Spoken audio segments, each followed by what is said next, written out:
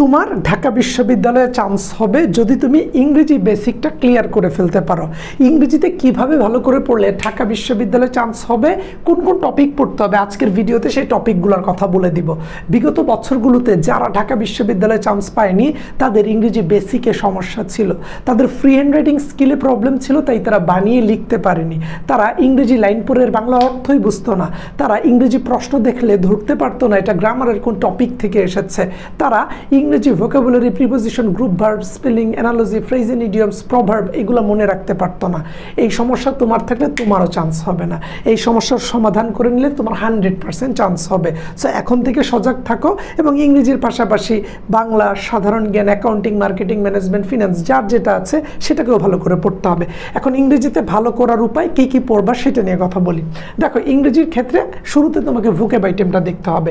ঢাকা বিশ্ববিদ্যালয়ের প্রশ্ন অ্যানালাইসিস করলে দেখবা বি ইউনিট হোক কিংবা সি ইউনিট প্রতি বছর এই আইটেমগুলো থেকে 3 অথবা 4টা প্রশ্ন থাকে।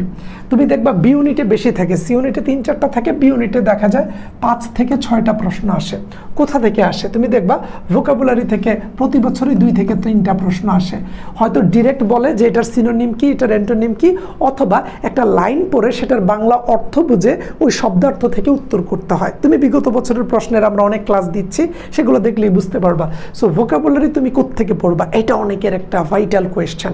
যত সমস্যা তত সমাধান নিয়ে আসবে স্বাধীন ভাইয়া। তাহলে দেখো ভাইয়া, তোমার ভোকাবুলারির সমাধান কি হবে? তুমি তোমার ইংরেজি যে ফার্স্ট পেপার টেক্সট বইটা আছে না, ইংরেজি ফার্স্ট পেপার টেক্সট বইয়ের ভোকাবুলারিগুলো পড়তে পারো, যেগুলো তোমার প্যাসেজে ছিল। এইটা তুমি পড়লে ভালো করতে পারবা। এর বাইরে তুমি যদি আরেকটু চাও যে ভাইয়া কোত্থেকে পড়বো, সাইফর স্টুডেন্ট ভোকাবুলারিটা পড়তে পারো।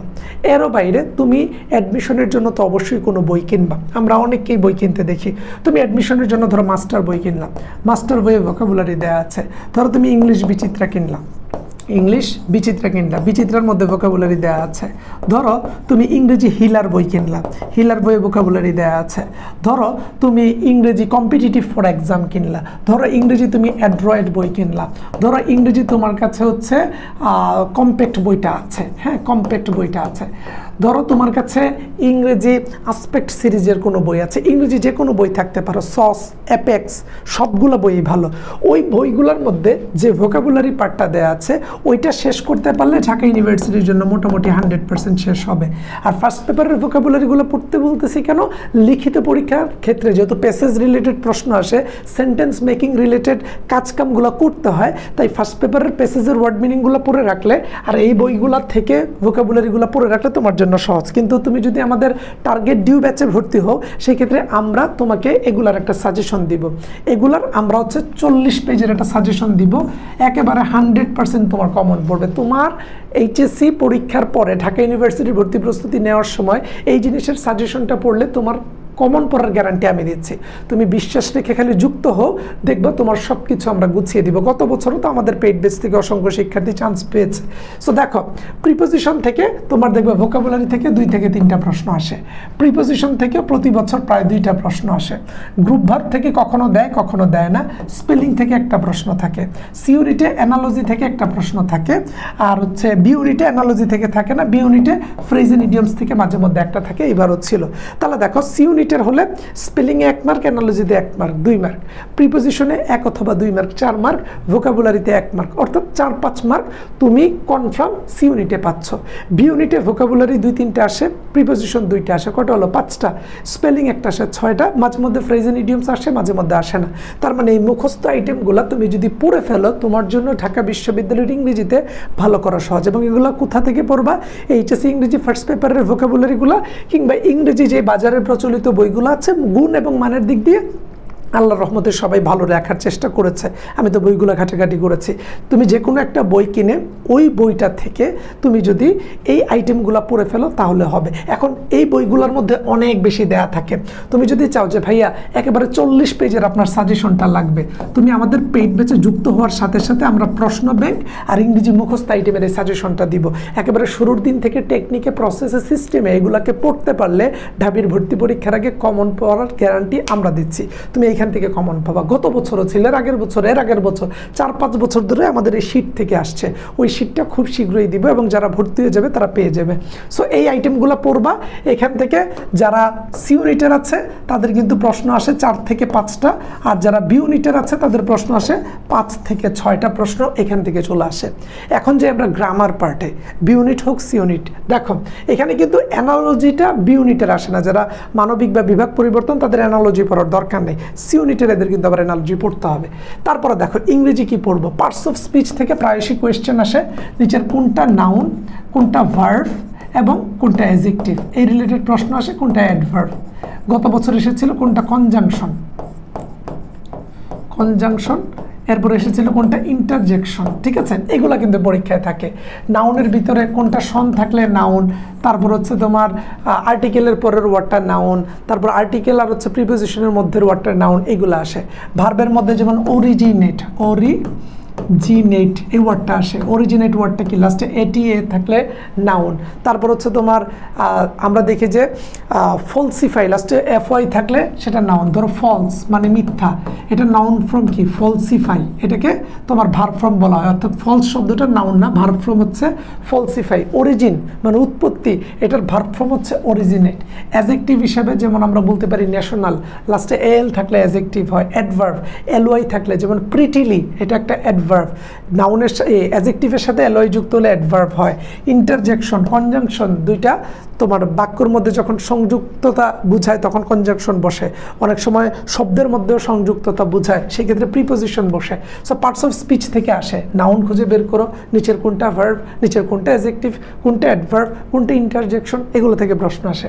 পরের প্রশ্নটা নাউন থেকে আবার আলাদা করেও প্রশ্ন আসে। একেবারে স্পেসিফিকভাবে যদি নাউন পড়ো সেখান থেকেও প্রশ্ন আসে। অর্থাৎ পার্টস অফ স্পিচ আলাদাভাবে পড়তে পারো, কিংবা মেইন পয়েন্টগুলো পড়ে ফেলতে হয়ে যায়। নাউন পড়লে তুমি noun related parts of speech পারবা, তুমি অ্যাডজেক্টিভ পড়লে অ্যাডজেক্টিভ রিলেটেড পার্টস অফ স্পিচগুলো পারবা, পজিটিভ এবং সাবজেক্টিভ ভার্ব পড়লে ভার্ব রিলেটেড কোনো তথ্য আসলে পারবা।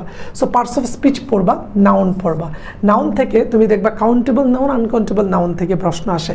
খুব বেশি পরিমাণে প্রশ্ন আসে মাছ এবং লিটল থাকলে আনকাউন্টেবল নাউন, সেই আনকাউন্টেবল নাউনগুলো তুমি চেনো কিনা, কাউন্টেবল নাউন সেগুলো চেনো কিনা, এবং ফিউ এবং মেনি থাকলে কাউন্টেবল নাউন, এবং তুমি কাউন্টেবল নাউনগুলো বুঝতেছো কিনা। বিগত বছরে আসা বিশ্ববিদ্যালয়ের ভর্তি পরীক্ষার প্রশ্নগুলা বুঝে সলভ করবা। আটকে গেলে আমাদেরকে বলবা, আমরা সেগুলোর সমাধান করে তোমার ঢাকা বিশ্ববিদ্যালয়ে চান্স পাওয়াটাকে সহজ, সুন্দর ও গতিময় করব। সো এই কাজগুলো করতে হবে। ভিডিওটা শেয়ার দিয়ে রাখো, ইম্পর্টেন্ট, হারিয়ে গেলে পরে পাবা না। তারপরে দেখো প্রনাউন থেকে অনেক সময় আসে যে নিচের কোনটা রিলেটিভ প্রনাউন। রিলেটিভ প্রনাউনে হু এবং হুমের ব্যবহারটা প্রায়শই বিশ্ববিদ্যালয়ের ভর্তি পরীক্ষায় আসে, যে বাক্যে সাবজেক্ট না থাকলে হু দিব এবং বাক্যে যদি কোনো সাবজেক্ট থাকে তাহলে আমরা হুম ব্যবহার করব, কারণ হু নিজে বাক্যে সাবজেক্ট হিসাবে ব্যবহৃত হয়। পেইড বেচের ক্লাসে ভেঙে চড়ে বুঝিয়ে দিব, বিগত বছরে এগুলো পড়িয়েছি, হুবহু কমন পেয়েছে বাচ্চারা। তাহলে দেখো অনেক সময় তোমার প্রনাউন থেকে প্রশ্ন আসে, রিলেটিভ প্রনাউন, কিংবা আসে কোনটা রিফ্লেক্সিভ প্রনাউন, কোনটা ডেমনস্ট্রেটিভ প্রনাউন, কিংবা অনেক ক্ষেত্রে আসে তোমার হচ্ছে প্রনাউনের আমরা যখন তুলনা করা বুঝাবে তখন প্রনাউনের সাবজেক্টিভ ফর্ম বসে। সো কম্পারেটিভ ডিগ্রির এই জিনিসগুলো অনেক সময় আসে। তারপরে আসে অ্যাডজেক্টিভ থেকে কোনটা অ্যাডজেক্টিভ, এটা থেকে আসে অনেক সময় অ্যাডজেক্টিভ প্লাস ডিগ্রি থেকে প্রশ্ন হয়। তারপরে দেখবা অ্যাডভার্ব থেকে প্রশ্ন আসে, কিংবা অনেক সময় ইনভার্সন থেকে দেয়। এটা সি ইউনিটে অ্যাডভার্ব এবং ইনভার্সন বলে একটা টার্ম আছে, ইনভার্সনটা দেয়। পজিটিভ এবং সাবজেক্টিভ ভার্ব থেকে ঢাকা ইউনিভার্সিটিতে সচরাচর প্রশ্ন আসে না, বাট মাঝে মধ্যে দেয়, তাই এই টপিকটা পড়তে হয়। রাইট ফর্ম অফ ভার্ব থেকে কমপক্ষে 2-3টা প্রশ্ন পাবা, 2-3টা প্রশ্ন। ভয়েস চেঞ্জ থেকে মাঝে মধ্যে একটা দেয়, নেরেশন থেকে একটা দেয়, কখনো বা দেয় না। কিন্তু ভয়েস চেঞ্জ এবং নেরেশন তোমার হচ্ছে 100% পড়তে হবে। সাবজেক্ট ভার্ব এগ্রিমেন্ট থেকে অনেক সময় একটা প্রশ্ন দিয়ে দেয়।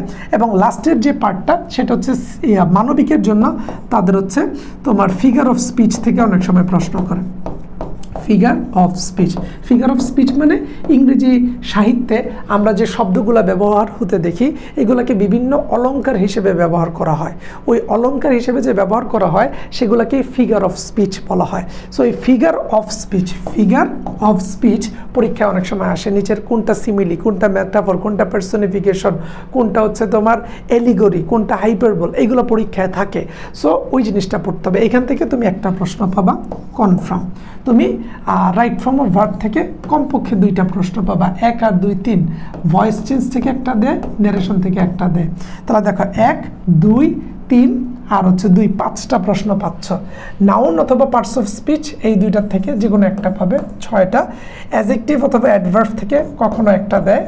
এবং তুমি দেখবা যে এর বাইরের প্রশ্নগুলো কোত্থেকে আসে, 1 2 3 4 5 6 7 আর ওই দিক থেকে আসে তোমার আরও 6-7টা, অর্থাৎ ভোকাবুলারি, প্রিপোজিশন, স্পেলিং, অ্যানালজি যেগুলো এখানে দেখিয়েছিলাম। এই যে এখানে দেখিয়েছিলাম ভোকাবুলারি থেকে 2-3টা, প্রিপোজিশন থেকে 1টা বা 2টা, তাহলে এখানে আসে 3-4টা, স্পেলিং থেকে আসে 1টা 5টা, কখনো ফ্রেজ এন্ড ইডিয়মস থেকে দিয়ে দেয়। এবং কখনো এই সাবজেক্টগুলো থেকে যেমন দেখা যায় কখনো তোমার প্রশ্ন হচ্ছে নাউন থেকেও করে, অ্যাডজেক্টিভ থেকেও করে, অ্যাডভার্ব থেকেও করে। সো এগুলো আসলে প্রতি বছর প্রশ্ন ভেরি করে, প্রতি বছরই তো আর একই টপিক থেকে দেয় না, প্রত্যেকটা বছর ডিফারেন্ট প্যাটার্নে করে, বাট এগুলার ভিতরেই করে।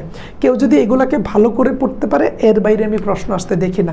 সো যারা ইংরেজিতে ভালো করতে চাচ্ছ তারা এই ভিডিওটা শেয়ার দিয়ে রেখে বন্ধুবান্ধবকে মেনশন করলে, এই টপিকগুলো বাসায় বসে বই থেকে শেষ করতে পারলে, আমাদের ক্লাসগুলো করলে তোমার চান্স পাওয়া মোটামুটি নিশ্চিত। এছাড়া তুমি রিটেনের জন্য চর্চা করতে হবে। তোমার রিটেনে দুর্বলতা আছে, চান্স হবে না। তুমি জাস্ট বিশ্বাস রেখে আমাদের সাথে যুক্ত হও। কথাগুলো ভালো লাগলে ফ্রি ক্লাস করে, ভালো লাগলে পেইড ব্যাচের ক্লাসগুলো মাখন। সেখানে আমরা A to Z শেষ করে তোমার স্বপ্ন ঢাকা বিশ্ববিদ্যালয় পূরণ করার জন্য আমরা পুরোদমে কাজ করতে চাই। আমার কেন জানি মনে হয় ভাইয়া তুমি ঢাকা বিশ্ববিদ্যালয়ে চান্স পাবে। তুমি এই যে ধৈর্য ধরছো, এতক্ষণ ধরে ভিডিওটা দেখছো, লেগে আছো, জানার চেষ্টা করছো যে ভাইয়া কি বলে, এগুলো পড়লে আদতেও চান্স পাওয়া যাবে কিনা, আমি এইভাবে পড়বো কিনা। তোমার এই যে লেগে থাকা, এই যে একটা আগ্রহ, এই যে তুমি বাবা মাকে বলার মতো একটা গল্প দিতে চাচ্ছ, ছোটবেলা থেকে যে বাবা মা আজকের জায়গা পর্যন্ত তোমাকে নিয়ে এসেছে, তাদেরকে কখনো বলার মতো কিছু দিতে পারোনি। এবার একটা সময় এসেছে, এবার একটা সুযোগ এসেছে। 4-5টা মাস পরিশ্রম করে বাবা মাকে যখন তুমি বলার মতো একটা গল্প দিবে, তারা তখন সবাইকে বলে বেড়াবে যে এটা আমার ছেলে, এটা আমার মেয়ে। কল্পনা করে দেখো যেদিন তুমি চান্স পাবে ওই দিন তোমার বাবা মায়ের আনন্দ। কল্পনা করে দেখো ঢাকা বিশ্ববিদ্যালয়ে চান্স পেয়ে যখন ক্যাম্পাসে ঘুরে বেড়াবে ওই আনন্দটা। মানুষ যখন বলে বেড়াবে এমুকের ছেলে, এমুকের মেয়ে ঢাকা বিশ্ববিদ্যালয়ের সুযোগ পেয়েছে, তোমার বাবা মা শুনলে কতটা গর্বিত হবে। তোমার কি মন চায় না যে বাবা মায়ের গর্বের ওই কারণটা তুমি হবা? শুরু করো ভাই, আমার কেন জানি মনে হয় তুমি পারবা। এত আগ্রহ, এত চেষ্টা, এত লেগে থাকা যার মধ্যে আছে, তাকে কেউ আটকে রাখতে পারবে না। আল্লাহ তাআলা তোমার সাথে আছে। নিয়মিত নামাজ কালাম পড়ো, মোনাজাতে আল্লাহ তাআলার কাছে দোয়া করো যে আল্লাহ আমার এই স্বপ্ন পূরণ করে দেন। আর পরিশ্রম করতে থাকো, আমরা তো সাথে আছি। আমরা কিন্তু প্রতি বছর ঢাকা বিশ্ববিদ্যালয়ের বি এবং সি ইউনিটের ব্যাচে অসংখ্য শিক্ষার্থীকে পড়িয়ে ঢাকা বিশ্ববিদ্যালয়ে নিয়ে আসি। এবার নিয়ে আসতে যাচ্ছি তোমাকে। দেখো আমাদের টার্গেট ডিউ ব্যাচের বি ইউনিটে বাংলা ক্লাস নিয়ে 50টা, ইংরেজি 50টা, সাধারণ জ্ঞান 50টা, এবং এখানে এমসিকিউ রিটেন 2টাই হয়। এই ব্যাচে ভর্তি হলে পরবর্তীতে জগন্নাথ, কুমিল্লা, খুলনা, গুচ্ছ, জাহাঙ্গীরনগর, রাজশাহী, চট্টগ্রাম, সাস্ট এগুলোর জন্য আর আলাদা করে ভর্তি হতে হয় না। এক ব্যাচে ভর্তি হলে পরবর্তী বিশ্ববিদ্যালয়গুলোর ক্লাস পেয়ে যাবে। এবং যেটা সি ইউনিটের আছে তাদের বাংলার ক্লাস 50টি, ইংরেজির 50টি, হিসাব বিজ্ঞানের 30টি, ম্যানেজমেন্ট, ফিনান্স এবং মার্কেটিংয়ের ক্লাস 25টি করে। এবং আমাদের ফাইনাল মডেল টেস্ট থাকবে 20টা। ভর্তি কার্যক্রম চলছে, ক্লাস শুরু হবে এইচএসসি পরীক্ষার পর। আমাদের এখানে কোর্স ফি 3000 টাকা। আমাদের এখানে বর্তমানে ডিসকাউন্ট চলছে 3000 টাকার। তুমি যত তাড়াতাড়ি যুক্ত হবা তত তাড়াতাড়ি কোর্সের ডিসকাউন্টটা পাবা। এইটা হচ্ছে আমার পার্সোনাল নাম্বার। কেউ যদি আলাদাভাবে ফোনে কথা বলতে চাও বা হোয়াটসঅ্যাপে মেসেজ দিতে চাও, এই নাম্বারটাতে কল দিয়ে ফোনে কথা বলে SMS করতে পারো। আমাদের এই কোর্সের ক্লাসগুলো ফেসবুক সিক্রেট গ্রুপে নেওয়া হবে। বি এবং সি ইউনিটের আলাদা আলাদা ক্লাস থাকবে। শিক্ষক সবাই ঢাকা বিশ্ববিদ্যালয়ের। ক্লাসগুলো ফেসবুক সিক্রেট গ্রুপে লাইভে হবে। আমাদের প্রতিটা ক্লাস রেকর্ডেড থাকবে। ক্লাস শেষে আমাদের লেকচার শিটগুলো PDF আকারে দেওয়া হবে। প্রতিটা PDF এর পরে বা প্রতিটা ক্লাসের পরে পরীক্ষা নেওয়া হবে। পরীক্ষায় সমস্যা থাকলে সলভ ক্লাস হবে। সলভ ক্লাসে সমস্যা থাকলে টিচারের সাথে সরাসরি ফোনে কথা বলতে পারবা। গত বছর আমাদের ব্যাচ থেকে চান্স পেয়ে ঢাকা বিশ্ববিদ্যালয় ক্যাম্পাসে অসংখ্য শিক্ষার্থী আছে। তাদের সফলতার গল্প শোনাচ্ছি, টি-শার্ট দিচ্ছি, কাচ্চি খাওয়াচ্ছি। এবার চাই তোমাকে কাচ্চি খাওয়াতে, এবার চাই তোমাকে টি-শার্ট দিতে, এবার চাই তোমার গল্পটা শুনতে, এবার চাই তোমার গল্পটা শোনাতে, এবং আমার বিশ্বাস তুমি সেটা পারবে। সো আমাদের এই পেইড ব্যাচে যুক্ত হতে চাইলে আমাদের পেজ ইনবক্স করতে পারো, কিংবা তুমি ইউটিউবে ভিডিও দেখলে এই নাম্বার দুইটাতে কল দিতে পারো, হোয়াটসঅ্যাপে SMS করতে পারো। এমসিকিউ এবং রিটেন ধরে ধরে যাদের ইংরেজি বেসিকে সমস্যা, তাদের একেবারে আমাদের সাথে ফোনে কথা বলে ঢাকা ইউনিভার্সিটি নিশ্চিত করাতে আমরা সাহায্য করব। সো আমরা চেষ্টা করব তুমি লেগে থাকলে ইনশাআল্লাহ তাআলা তোমার ঢাকা বিশ্ববিদ্যালয়ে চান্স হবে।